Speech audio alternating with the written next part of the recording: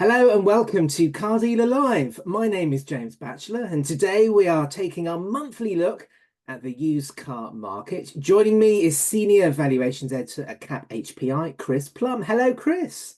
Hi, James, and thanks for having me this month. No, lovely to have you on, Chris. Always lovely to see people from Cap HPI, especially a new face. Yeah, So, off the subs bench while Darren's on holiday. well, yes, I didn't like to mention, but yes. But lovely to have you on. Lovely to have you on. Cheers. Um, now, quite an interesting month, I'm led to believe. So let's just start off with quite a general question. Just tell us about the overall picture. I mean, how did July fare? I think the good news is that the message that we were portraying last month was that we were seeing the used car market as very stable in June. And that has continued into July. I think that's welcome for the whole industry. Um, so we're seeing supply and demand very well balanced. So at the benchmark profile of 3 years, 60,000 miles, the, the average drop, and it's a very slight reduction in values, is minus 0.4% or £70. Yeah, I So, mean so I mean, normally this kind of year we're approaching peak summer, aren't we? We're approaching, of course, August, which we'll come on to a little bit later on, which is holiday month. That's quite that tiny little drop is in sharp contrast to sort of traditional levels, isn't it? it is. So to put that into context, so if we were to take, so we'll look at the seasonal movement or the average movement from July into August and take out the two affected COVID years, so 2020 and 2012, and go back to, 21 and 20, and go back to start when we started introducing Cap Live, the average movement is minus 1.1%. So we're reporting on actually a 0.7% stronger movement than the average movement. And again, I think that sort of demonstrates of just how stable the market's been of late. Hmm. Do you know, I mean, you talk to dealers and OEMs all the time. What do you think the reasoning is behind this kind of very stable market? And like you say, just a small softening because I think you would expect now the used car market to generally be back to kind of Yeah, pre-COVID levels, possibly. well, I think there's a few things going on. I think from the retailers that we're speaking to is that in terms of the retail performance out there, that had probably returned more to the seasonal market because there's been little bit of a disconnect between feedback we're receiving between trade and retail. So retail is okay and at the same level as what we've seen in previous months. It's the wholesale market that's been particularly strong. And I think that's because we're now at that point where those COVID cars that were never registered, those 2.7, 2.8 million cars, would have been 3 years old now, and we'd have started seeing them come into the market. So they're working their way through the car park. So there's less good, clean, quality stock out there in the market, that ready to retail, that fast churn stock that everyone's sort of after. So when it is in the market, people are paying, you know, a little bit more for it and competing for it. And on the other side, I think retailers have taken a conscious decision probably to remain remain a little bit understocked, maybe because of things like high interest rates, stocking rates, etc., etc. So when they sell the car, they have to go and replenish it. So they're dipping back into the market probably little and often. So I think that's helping the market, as I say, remain very stable. Mm.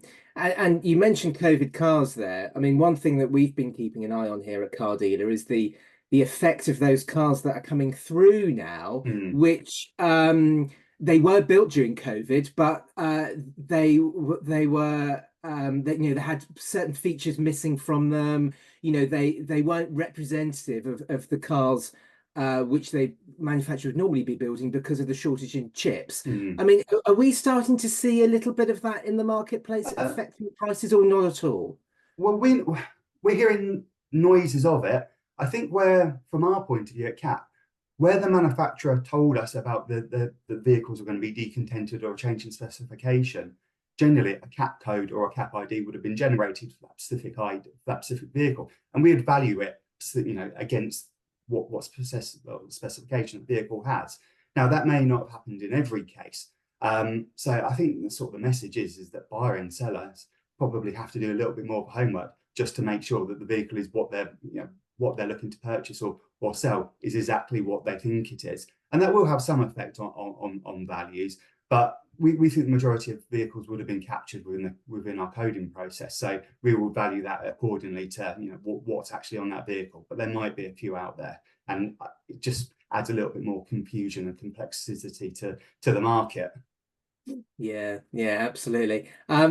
So let's just look back at July then. So what kind of body styles, different vehicle types were doing quite well or softened during the month? Yeah, so if we look at the mainstream sectors, the best performing sector was lower medium, so the C segment sector.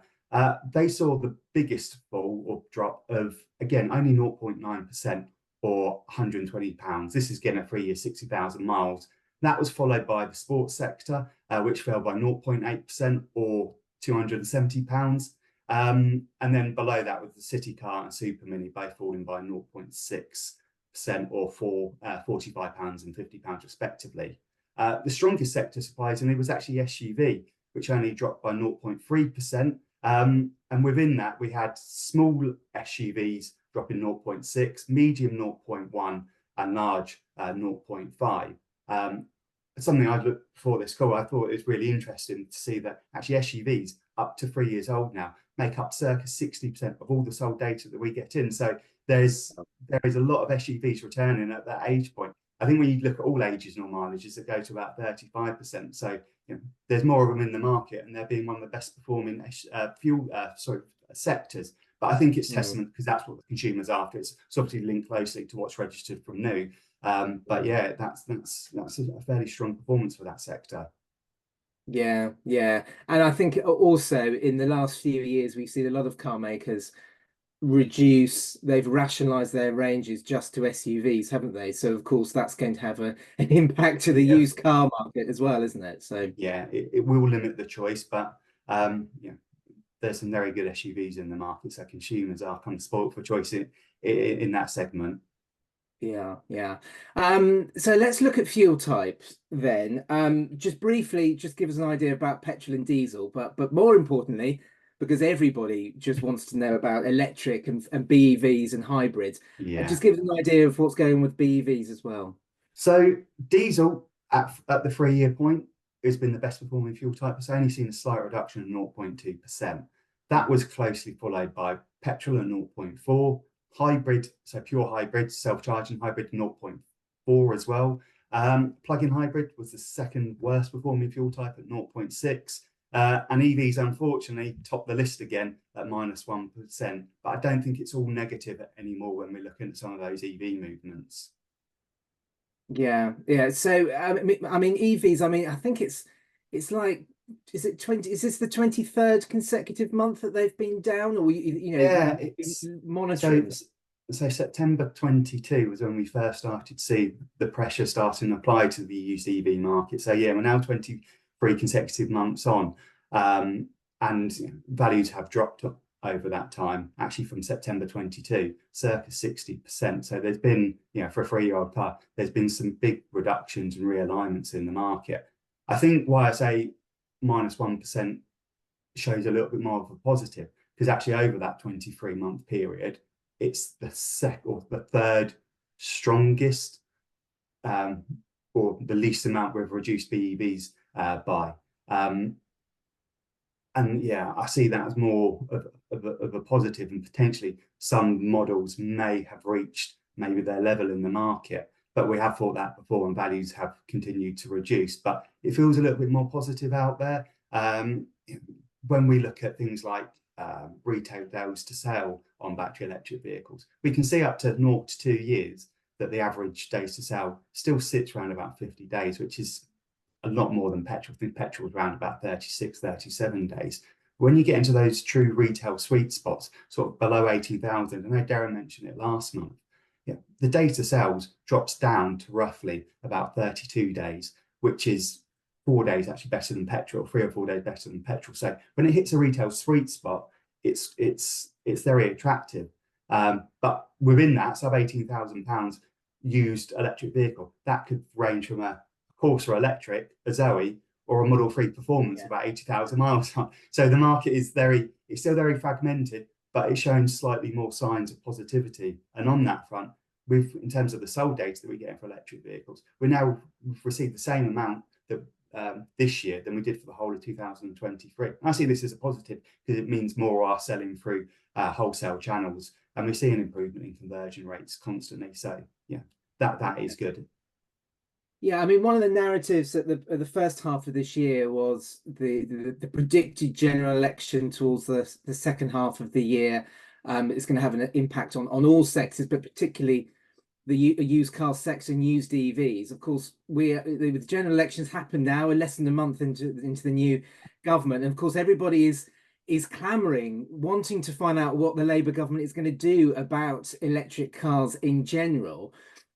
If something if there is some kind of announcement in the next kind of month or so, there could be an impact on used EV prices, surely.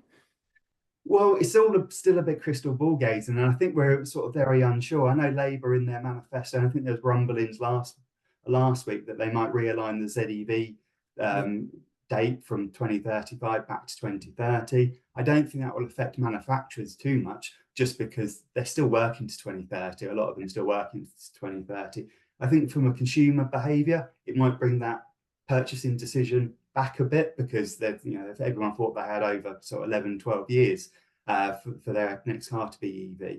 But yeah, I think it's too early to really say what impact that will have.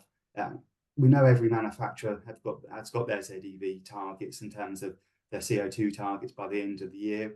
We know that there's different levers manufacturers can pull, different strategies. So we're watching that very closely, because it will affect the used car market, but it might be less reduction in ICE vehicles to mitigate against the total CO2 target. Might mean that in the very near future, we start to see used ICE vehicle values increase. So yeah, it's too early to say, and there's not much detail coming out from the current government at the moment. But yeah, I think the whole industry is waiting with bated breath that something will come, because it doesn't matter what touch point you are through sort of the life of an EV. I think people are looking for some support to help with that transition. Yeah, one we are very much keeping a close eye on, and as soon as there is an announcement, we'll come straight to you to get your insight. Lastly, Chris, I mean, it's just a pretty standard question, but looking towards August, I know we touched upon it briefly about it being very much a holiday kind of month. Yeah. But what's your expectations for the month ahead? Again, if we look, one thing history teaches us when we look back at the average movements back to 2012 is that from August to September, the average drops for 3 year 6 is around about 0.7%. We do not see anything out of the norm from that average. I think the last couple of months has actually shown us that it might be a little bit stronger than that. We know consumers may prioritize days out, holidays, etc., because of the school holidays. But I think supply and demand will be very well matched. I think there will still be demand for retailers to go out and buy those fast churn retail price pointed cars. They will always do well. Supply into the market up to September traditionally starts to plateau off. That will help mitigate against any drop in the demand. So yeah, it feels like we're broken record, but we do feel that August will just continue on that very, very stable message. I think the used car market at the moment does feel like it's in a fairly good place. Yeah, and I'm inclined to agree with you. So, but anyway, I'm sure we'll be talking this time next month. But for now, Chris, thank you very much for joining us. Thank you, James. Well, that's it for today's Car Dealer Live. Join us again very soon. Bye-bye.